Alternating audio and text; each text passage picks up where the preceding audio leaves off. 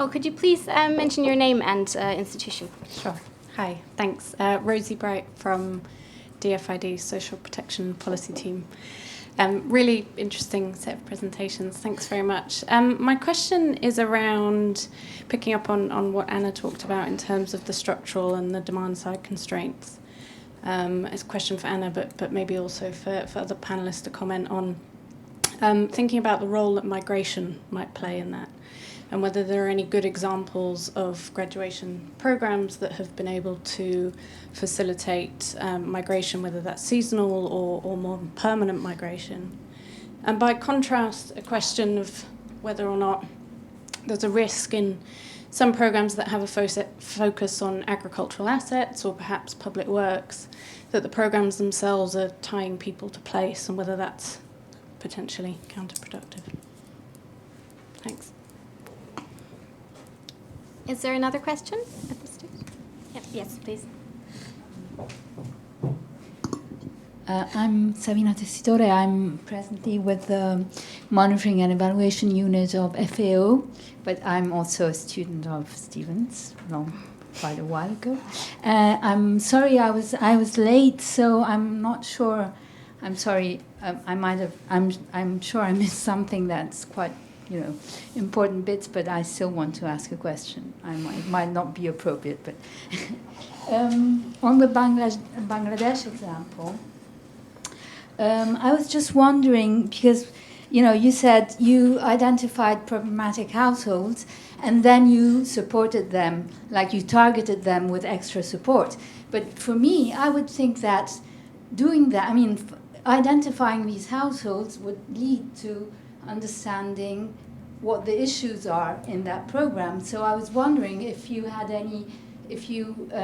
identified any sort of feedback into the program and also into policy, because of what also Martina was saying about needing a sort of further level of intervention, which might be actually political and not part of the program.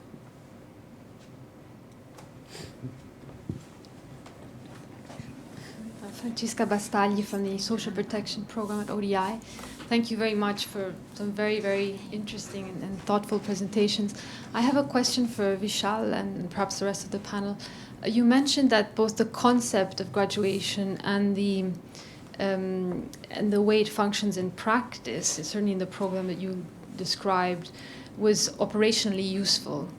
And you illustrated why this is the case and why it might help identify particularly vulnerable households and provide additional support for them. But there is a concern that this concept is maybe operationally also problematic, precisely for the reasons that Martina just raised now, around the types of incentives that are created for programs to graduate participants out of the program that in fact haven't or may have face other challenges. So I was just wondering whether you might comment around these potential tensions around the concept and operationally what these mean. Thank you. Okay, thank you very much. We'll have another round and we keep you in mind. Shall we start with Anna and then Vishal and then the rest can... Thank you. I think this question of migration is interesting.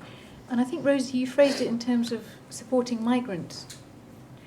Whereas, in fact, these programs are primarily used to prevent migration.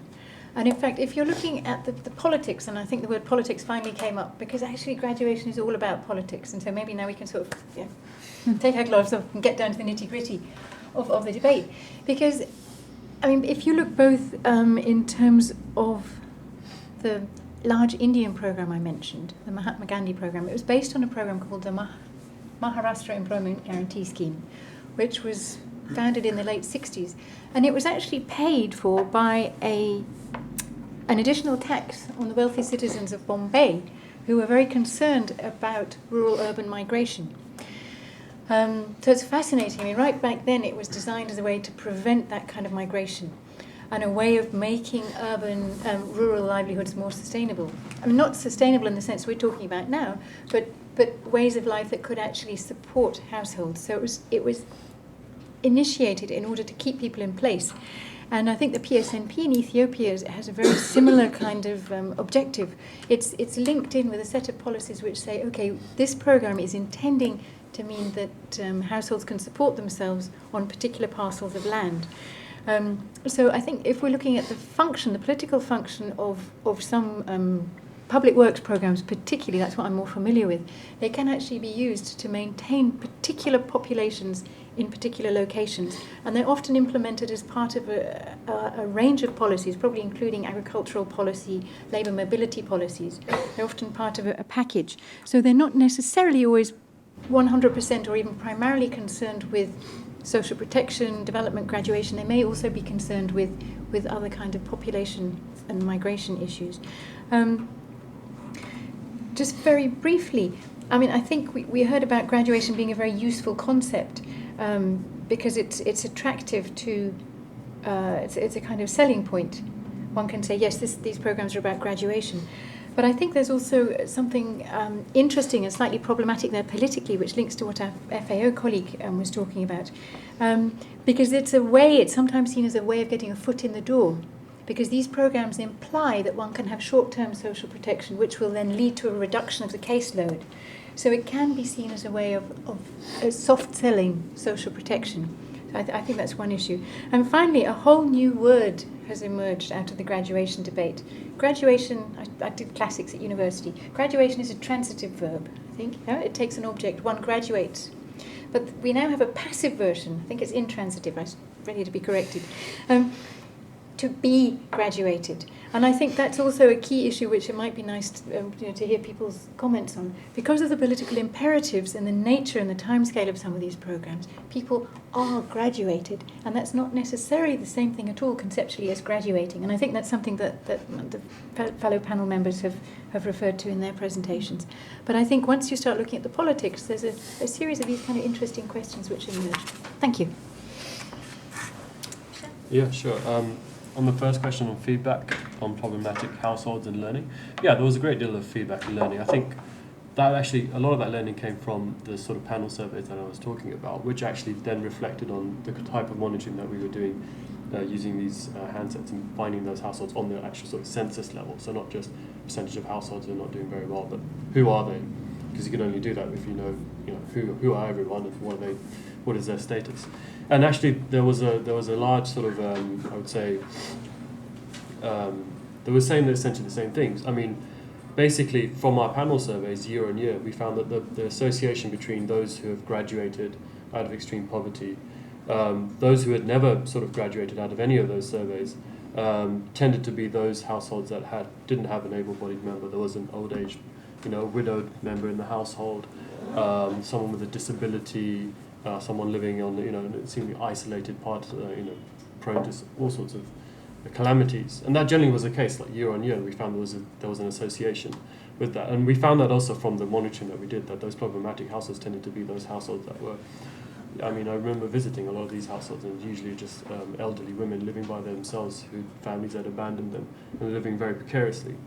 And I mean, there was a great deal of learning. I think that sort of relates to the point that you had as well, and it relates to the sort of tension on graduation and the operational concept, because, okay, we were trying to graduate people out of extreme poverty through the regular approach that the program had, which was to transfer assets and provide that level of training and skill support.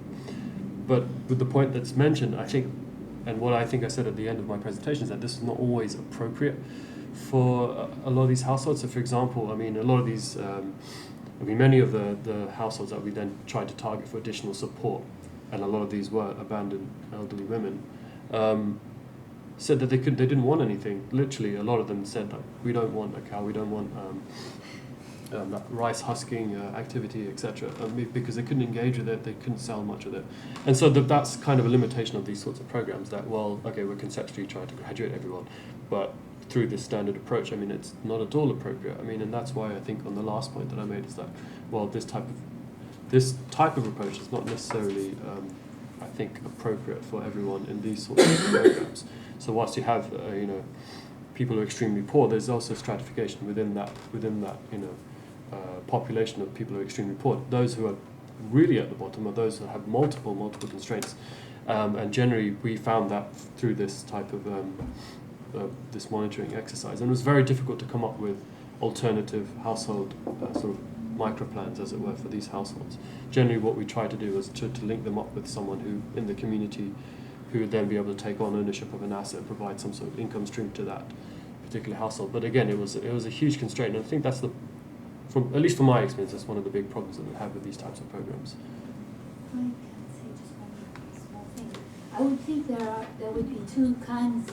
There would be the households that can graduate, but then there would be households who might graduate if they had something different, and perhaps something that can't be given through a program, but through different services that, like, I don't know, hospital or bus service or transport or a road or things that would come through something else. Right. So I think these are two different problems. One is the people who can't graduate, and the other are people who could graduate, let's say, or become not extremely poor through something else. I think. Great, yeah, definitely. Maybe Rachel, Stephen, Katie want to reflect on these issues. Do you want to answer that? Because I'm going to talk about migration. Yeah. I don't think that there's any necessary contradiction between graduation programs and Leave No One Behind. I think there's a natural bifurcation between livelihood promotion programs, which help people get out of poverty if they can, and social welfare, which you need in any society. So I don't think graduation programs should be displacing that other function of social welfare or social protection programs. But I did want to pick up on 2 points. One, by Rosie's point about do graduation programs tie people into agriculture, and then Francesca's point about the concern about graduating people out of social protection. On the agriculture side, one of the purposes of programs like the PSNP was to give people an alternative source of income. The Household Asset Building program was about giving people a diversified income, which meant that they wouldn't depend entirely on agriculture if their harvest fails. And in Bangladesh, I think one of the objectives has been to give people what Anna would call survivalist microenterprise income rather than depending on casual wage labor. And that's, in fact, BRAC defines one of their criteria of success or graduation is moving out of casual wage employment into self-employment. And I agree with Anna, that's highly problematic because it doesn't give people the security of income and the jobs which poor people really need to have stability and also access to proper social protection. Because the best type of social protection is probably social security which is related to a job, which has a contract, which has a pension fund attached and health insurance and unemployment benefits and all of that. So we don't get that out of graduation programs. What we tend to get is people still working in the informal sector or in agriculture, self-employed agriculture or wage labor agriculture, and then getting access to another type of income, which might be a stream of income that's enough for them to live on, but it's not going to guarantee them the type of social protection that we want them to move into. So I think, yes, it does help people get a slightly diversified income portfolio. It does spread their risk. It has that function.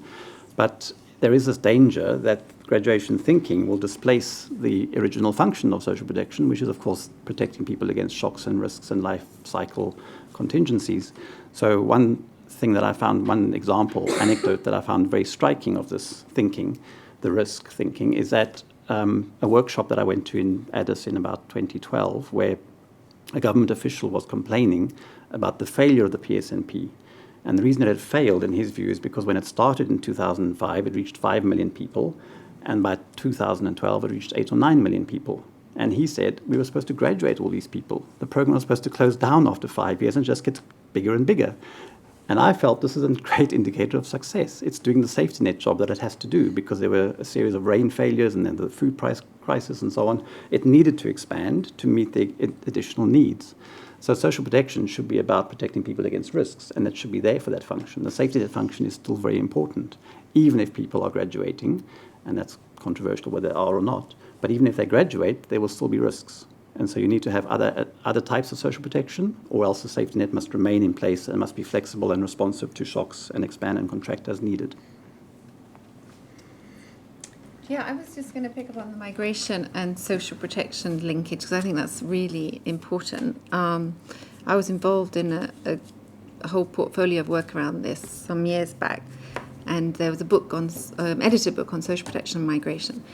And I'm just going to make some comments, not necessarily all type, because the migration question is, in terms of social protection, can come in at so many levels. You have, like, obviously international migration, where you have people trying to move across borders and able to claim their social rights, which if I go to Germany, I still want my pension. Hugely complicated, and the European Union is definitely the best example in the world. But when you come down to, like, social welfare, social assistance, and moving across boundaries, even within nations, one of the pieces of work in this book was on, in India, when people move across state boundaries, could they claim their food stamp rights? And it was hugely problematic, not necessarily because of political reasons to keep people in place, but logistically it is a nightmare administratively to move across national administrative boundaries and claim social rights. And that's something that's being worked on in India and other places. But it's really interesting. It's a really interesting topic that hasn't been explored very much. It's very much about rights as citizens, rights as global citizens, rights within mobility zones, whether it's to do with insurance types rights that we might all access, but also in terms of assistance and basic rights. But the other thing I've been more recently working on is mobile populations within the lowlands of Ethiopia and also Kenya in the HSMP. And the first big evaluation, the panel we did in the HSMP, we didn't find any impact of the HSMP on mobility patterns at all.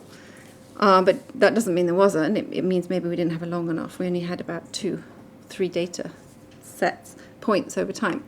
The PSMP now, the evaluation from last year is being written up. I'm part of that evaluation team, and we're looking at mobility issues, because the PSMP, as you probably know, was designed very much for the highlands, and now in the lowlands they've rolled it out, but it's not appropriate really. But whether it's restricting mobility is still something that's being investigated. But I think it's really an interesting area that needs looking at. Great, thank you. Shall we move on with this next one, and then, or would you like to respond immediately? I just would like to respond to the point that was made about some people being able to graduate, some households not being able to graduate, and some people may be able to graduate with some additional support. And I think that also links to the point that Anna made about a lot of the graduation programs focusing on the individual responsibility to move out of poverty, and that some of the structural drivers that ties them into these situations, lack of markets, etc., isn't considered enough. And interestingly, last week during our social protection course, we had some discussion around graduation and quite some critical voices, because people said the graduation model programs particularly operate in a bit of a bubble, in a bit of a vacuum, and don't have these linkages to other infrastructure or other services that you would need for the households to get out of that bubble and make the improvement sustainable. And I think that's not only important in terms of thinking how are we graduating people, but also about in terms of the pressure that households feel within those programs. There's a lot of good stories and people building that confidence and also skills, being entrepreneurs, etc. But also households indicating that they feel great pressure also in terms of this graduating and being graduated. I think in many cases it's very obvious that they are moving or being moved towards particular thresholds.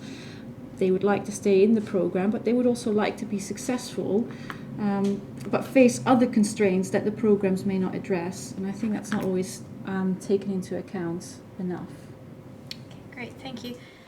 Should we take one round of questions? Please, we don't have that much time, so quite short and brief questions, and maybe also directed to one of the panelists. Oh dear. I just received a question from Sandra Nguyen from the GIZ. She left one question that I should ask Antje. Two questions. Can I ask two? One exceptional? Yes. So Sandra wanted to know from Martina if you could already you did some conclusions, but if you could draw conclusions on which criteria has positive impacts on effectiveness of graduation programs and which criteria are important to scale up graduation. This is from Sandra Nguyen. And from my side, I had rather a question, I don't know to whom exactly, maybe Anna. If the term graduation sometimes doesn't conflict with exiting a program and providing labor market support, and which indeed are kind of different concepts and are mainly or only relevant for poor relief programs. What happens also with other programs? Yes, that's. Okay, great, thank you. Okay, thanks a lot. My name is Barakat Sagai. I'm a PhD candidate at SOAS and I work with PENHA as a researcher. I do have 3 brief questions. The first one is regarding Ethiopia's Sorry, just one question if possible. Yeah, okay. Unless someone else gave you a piece of paper for. No, just okay. Let me choose one. Okay, let's talk about Ethiopia, where I'm going to engage as a research associate for evaluating the Ethiopia's PSNP project in Afar communities. One of the critical challenges in the Ethiopia's PSNP program has shown that there was no kind of differentiating the national policy towards the regions as well as the social group communities, especially in Afar communities, known for the being levels of pastoralism. So, do the governments, especially developing countries' governments, are trying to have a national policy, which is really generic one, or rather having a national or social group-based social protection interventions? Thank you. Great. Thanks. And we also have one question from the online audience, Anke Green, consultant. How is the effectiveness of graduation programs influenced by the type of country in which they're implemented? In particular, most of the examples given are from low-income countries. Are there any examples from middle-income countries, or is graduation not so relevant in those contexts? Right. I will just reserve the right to conclude or answer my question last, if that's okay, and then have more time to think about it. Rachel, Stephen, would you like to start? Okay, so I'm going to refer to the Afar region and Somali region of Ethiopia that are the pastoralist, mainly pastoralist and agro-pastoralist areas where the government about 4 or 5 years ago attempted to has rolled out the PSNP Highland model, just for people to know. And there have been some big problems around that. And one of the big problems that we've found in the evaluation is the cultures in these areas are very different, obviously, and particularly informal safety nets and informal mechanisms of sharing are endemic to the way people live and survive there. So one big conclusion is that the transfers, the productive safety net cash transfers, or food transfers actually in that area, go to a household which is typically polygamous, but it will only be identified as a sub-unit within the polygamous household.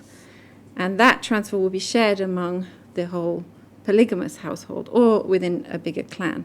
And therefore you get a massive amount of dilution of the transfer, which is totally expected, would be expected if you think about the culture. And therefore there's no way you're going to get graduation happening. Although graduation is not an aspiration yet for those areas. It's about ensuring people have food. So graduation, even though in the future that's where they're moving, graduation is very much an aspiration for the Highlands. It hasn't yet been rolled out as an aspiration for the Lowlands, but you're not even getting a small level of asset accumulation because of the dilution happening. And it's mainly because it doesn't account for those structures. But the PSNP, the Productive Safety Net Programme, is entering a new phase, you probably know that, called PSNP4, and they're sort of doing away with the whole terminology of graduation, and they're starting to talk about pathways for change, different livelihood groupings. and they're going to be sort of thinking about different pathways that different groups will be on, and these will be differentiated. I doubt at this point it takes a lot of account of the lowland, and that's where your PhD will be handy for us all. But at the moment, we're thinking about the highland areas and different differentiated pathways that people will move down. But certainly, that's an interesting area to think about differentiation of livelihood groups and what kinds of packages or interventions work best for different groups.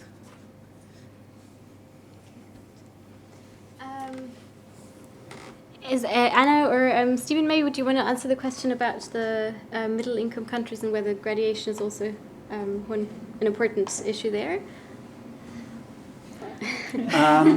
I want to answer it in a different way. The first part of the question was about what kind of countries graduation programs have been launched in. And I think there's a very important point to make that hasn't come up so far. I mean, Anna made the point that there is graduation model programs on the one hand, as Rachel introduced the Bangladesh program, the BRAC program, and then there are social protection programs with graduation objectives, and PSMP definitely is one of those. It's not a graduation model program. So graduation model programs don't have public works, for example. But a very important point that I don't think has come up, which maybe will reduce some of the general feeling of skepticism around the panel on graduation, is that this model has been successfully introduced in 8 other countries. There have been 10 pilot projects that have gone from countries as diverse as Haiti and Honduras to Yemen and Ethiopia and Ghana. And these projects have been evaluated in a very rigorous way through randomized controlled trials that took 7 years, and the findings were published about 6 weeks ago in Science magazine.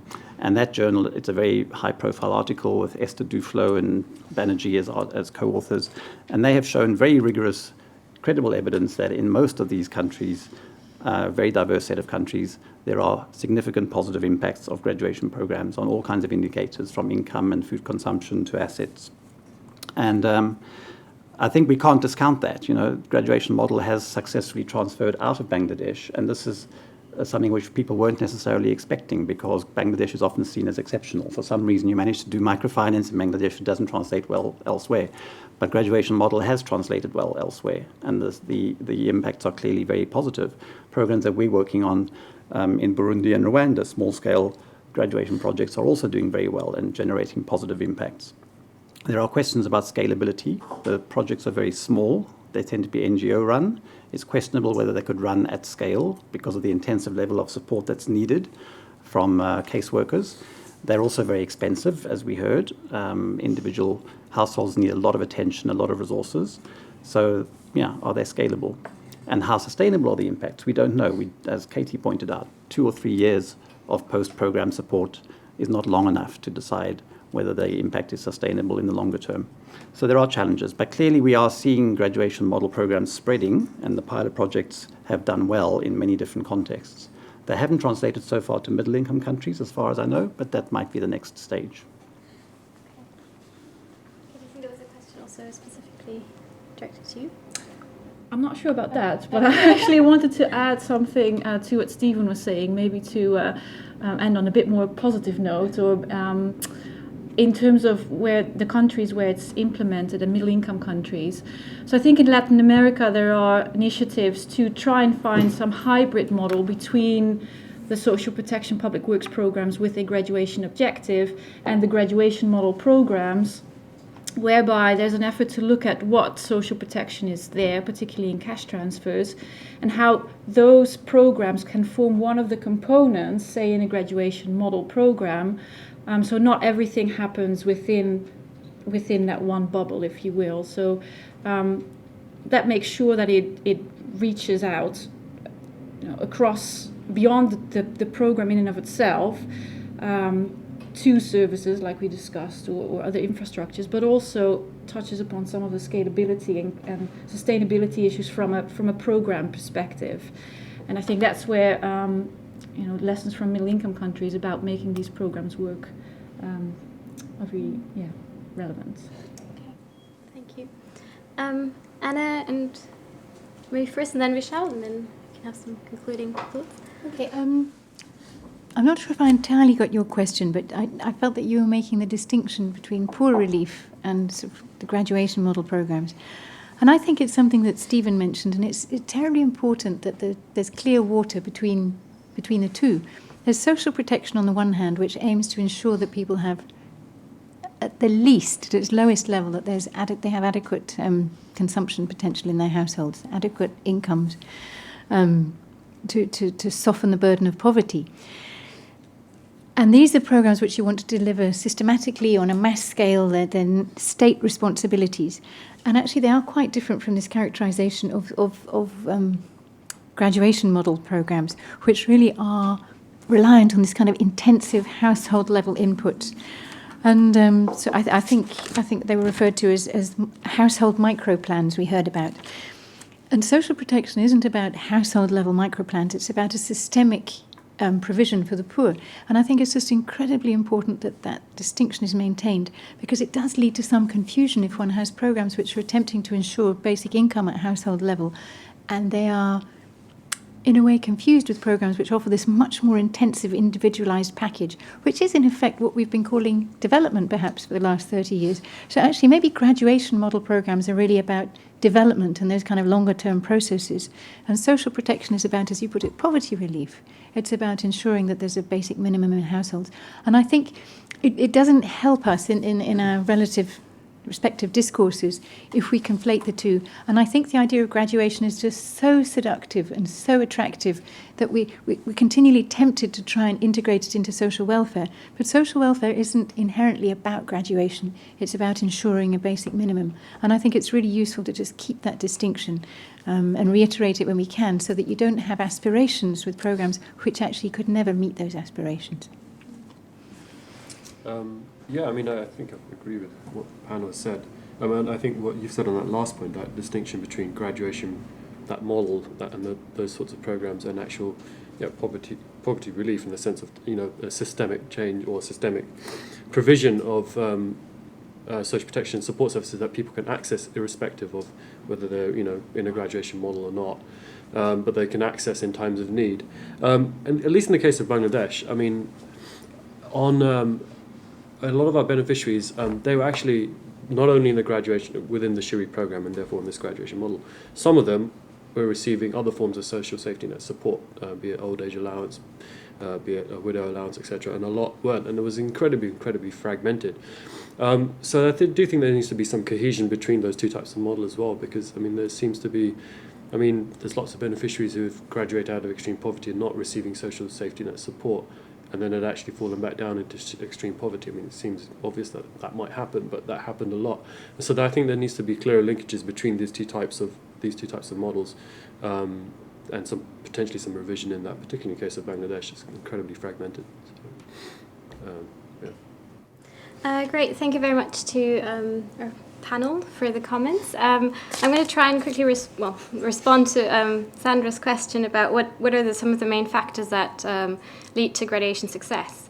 And I'd like to refer to a paper that actually Rachel and Stephen wrote about a framework of different enablers and constraints that can lead or not to graduation, and they look at different levels. So one of them is like the program and the participant level, and maybe that's the one that you can control in a way the most to a certain extent, but where you can actually extend support to an individual or to a household. And then it depends on what kind of asset base do they have, what kind of skills do they have, what kind of transfer, is the size of transfer enough, what kind of interventions is the program providing. But then that's really kind of, I think, where it ends, and then we really have to look at other things that are within the context. So they have to do with like the community they live in, the environment, and what kind of environment do they live. Is it actually very vulnerable, for example, to climate shocks? Is it very vulnerable to scarce in terms of resources? What is the market context? What is the political context? And that's really where what Katie was saying comes into place, that it's more than just the individual responsibility of saying the poor, oh, you're just poor because you lack certain resources and you lack certain assets. If you have that, then you're fine. And I think that's a bit like the rationale behind graduation, but it's not. Graduation programs have to be embedded within a context of all sorts of different types of interventions. So we need to have markets in place, we need to have an employment market in place where people can graduate into. If there's nothing to graduate into, then you can have a very successful graduation program, but at the end they might just fall back because the context is not enabling. So that is just some general final thoughts. I really recommend to read the bulletin. There are lots of papers, including the ones presented, but many more. There are 5 copies here, and I'm meant to distribute them, or 6. So I don't know how to do it. Maybe if you run really quickly to the desk and grab one, then you can have it. Otherwise, it'll be available online from January onwards, or also available at IDS. Or you can buy it online. Okay, I was trying to... Yes, or you could also buy it. So thank you very much to all our panelists. Thank you very much for coming. I hope it was an interesting discussion. And have a nice afternoon.